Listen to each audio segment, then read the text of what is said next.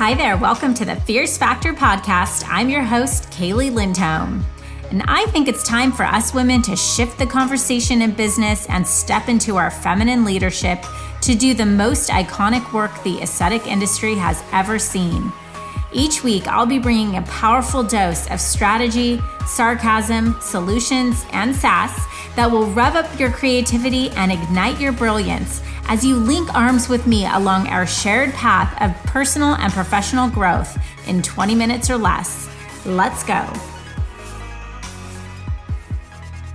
Hello, leader. Welcome back to the Fierce Factor podcast. It's your host, Kaylee here, and you are tuning in to episode number 250. This week, I wanted to chat with you about a topic that it's come up quite a bit recently in a few private and also our academy conversations as we are working with our members on building out their 2025 visionary planning meetings with their teams. And one of the most common questions I'm asked from owners at this time of year is, should I share our financial results with my team?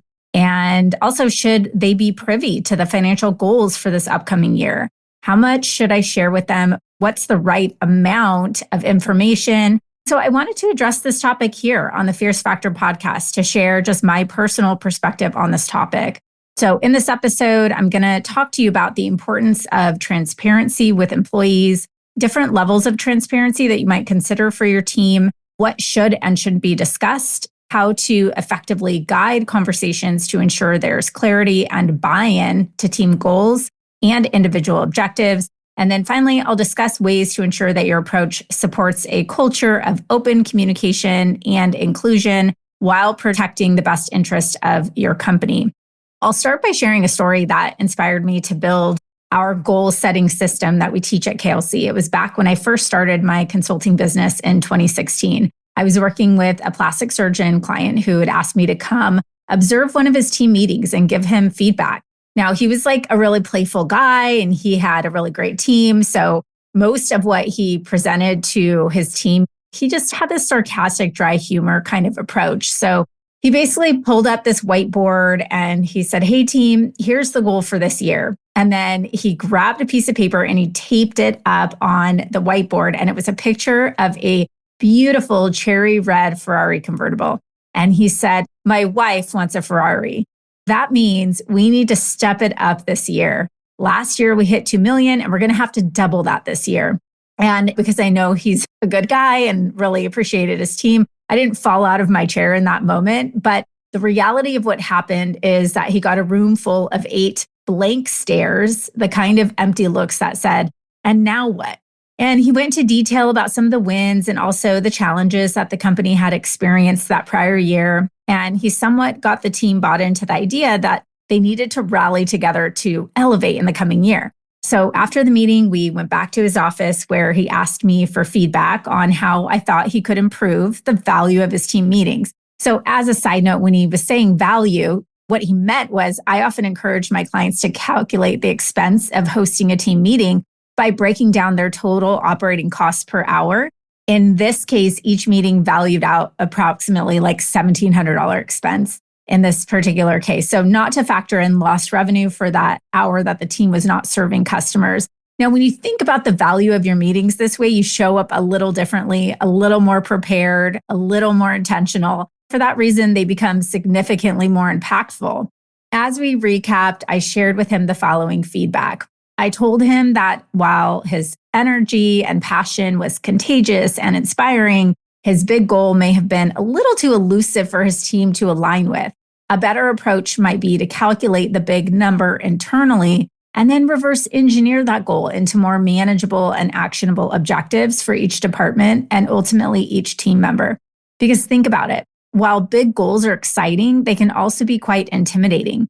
If you've ever hired a trainer to help you lose 10 pounds or even gain 10 pounds of muscle, you know what I'm talking about. It's the difference between the trainer putting you on the scale every day to weigh you versus redesigning your diet plan and giving you specific macros to focus on consuming daily.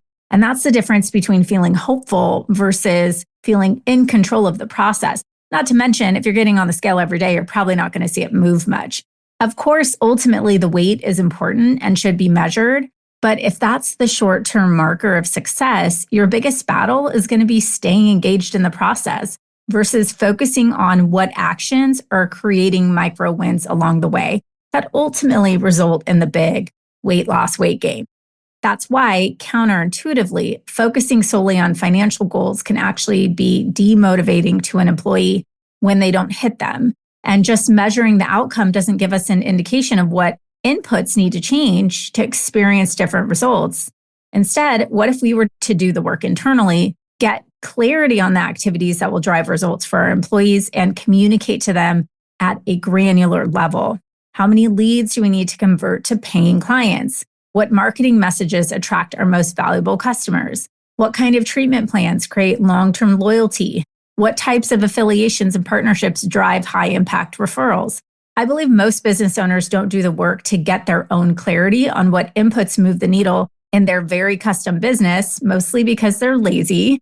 And that's why they default to the big picture goal when casting the vision for their team.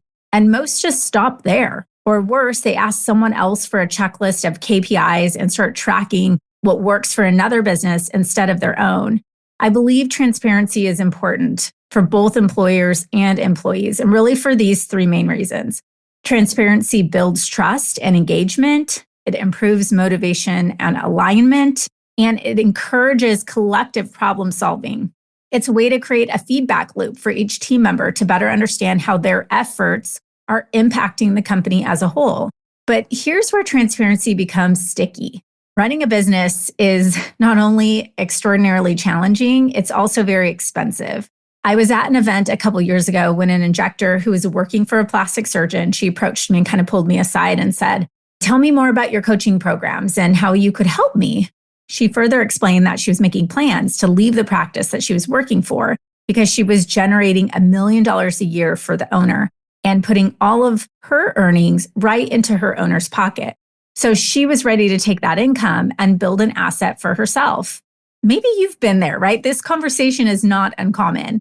And I talk to rockstar employees in practices routinely and hear this. And if this is you, before you go out on your own, it's really vital that you educate yourself on the inner workings of a business. She would quickly learn that $1 million of sales revenue would likely generate about $300,000 of income after expenses, not to include startup costs. And much of this budget will be reinvested back into the business to feed its growth the following year.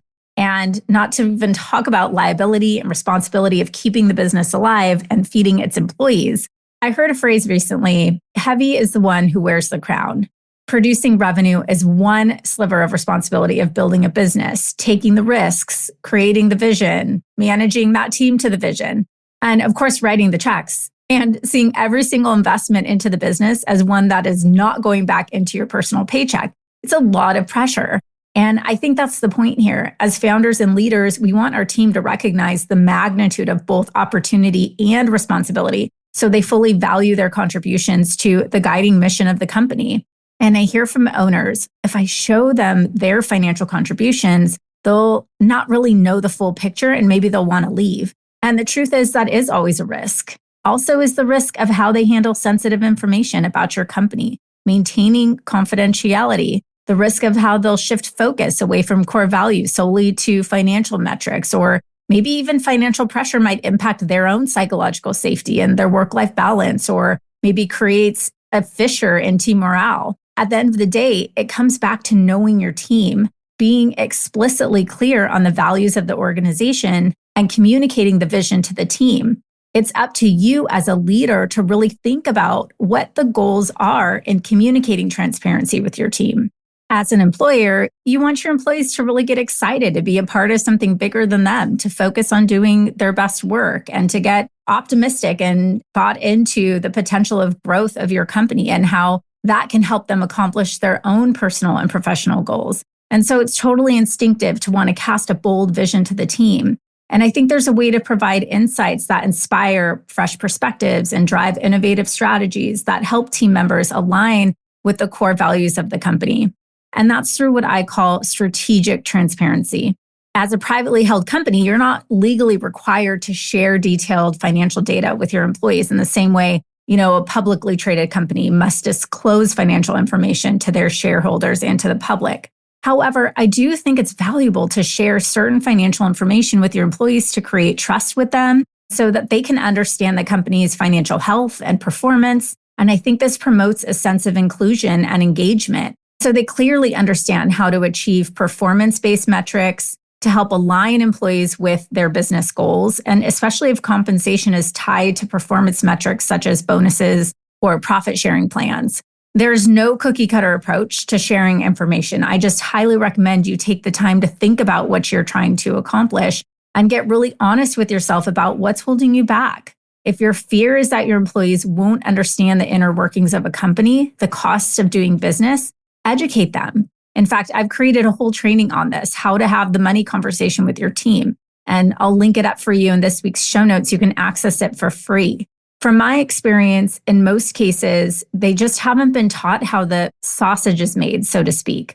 When you are uncomfortably honest in communicating and educating your team on how the company operates, I think you'll find that they're inspired to participate in the financial growth of the company. And if they aren't, then you get to decide if you have the right people who are aligned with your core values.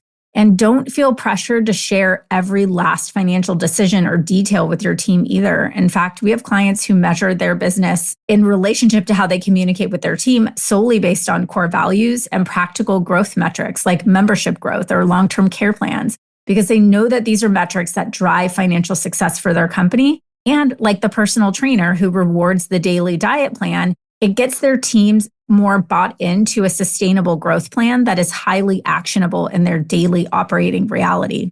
Here's your action plan. I'm going to give you 10 things you can do to start to better align yourself with the way you want to introduce the idea of being transparent with your team. Number one is to get clear on the transparency objectives that you have for your employees. Number two, ask yourself what information would inspire your team members to take action today. Number three, have the money conversation with your team. Again, you can download my training to help you. Number four, develop clear, accessible reports for your team so they can clearly measure and track their progress weekly or daily. Number five, set up a recurring goals runway conversation with each team member. And six, have these conversations and vision cast consistently with your team and always in monthly team meetings. Number seven, get proactive involvement in this process with your team, inviting their feedback and ideas in financial planning. Number eight, proactively address and mitigate understandings and rumors to ensure that transparency doesn't lead to unwanted concern or anxiety among team members. Number nine, create a culture of open communication and inclusion by discussing outcomes and impacts on both the company and the employees. And finally, number 10, ensure that employees comply with any contractual obligations or agreements that might exist, such as non-disclosures or anything regarding sensitive financial information. In sum, effective communication and education are crucial when sharing financial information to mitigate risk and ensure that transparency leads to positive outcomes. And listen, it's about providing a ton of context, offering visionary insights, and maintaining psychological safety through open dialogue. This can help your employees understand how the financial health of the company is a key pathway to achieving their personal and professional success as a team member. Okay, leader, I hope this episode has been helpful for you to feel confident that whatever you feel comfortable sharing is okay. The strategic transparency you share with your team will totally depend on your company's culture, your leadership, and your strategic goals. If you'd like to take this conversation further, get some strategic guidance on this topic, or maybe you want some support on navigating your own leadership growth, you can schedule a no-pressure discovery call with our team, and I will also link that up in the show notes, or obviously send me a DM on Instagram, and I can personally voice memo you there. Thanks so much for joining me for another episode of the Fierce Factor podcast, and I look forward to connecting with you, same place, same time, next week. Listen, leader, if you're vibing with me here, hang tight because I have a brand new resource for you. You are a successful, confident, powerful woman who just isn't into being average. No, you have a calling, and part of that calling is requiring you to level up. And I know that if you're working across the next $1 million milestone in your business, you need to be in the right circles. And perhaps that's why you found us. I'd love to invite you to join The Blueprint, a weekly resource for inspired, provocative thinkers who are taking this conversation to the next level. Get access to free business tools, podcast supplements, guideposts, and direct communication with me and my expert team. And of course, a masterfully curated circle of women making big moves and disrupting the status quo in aesthetics and wellness. You can link directly through the show notes or head to klcconsultants.com/blueprint. It's time to elevate. See you there, goddess.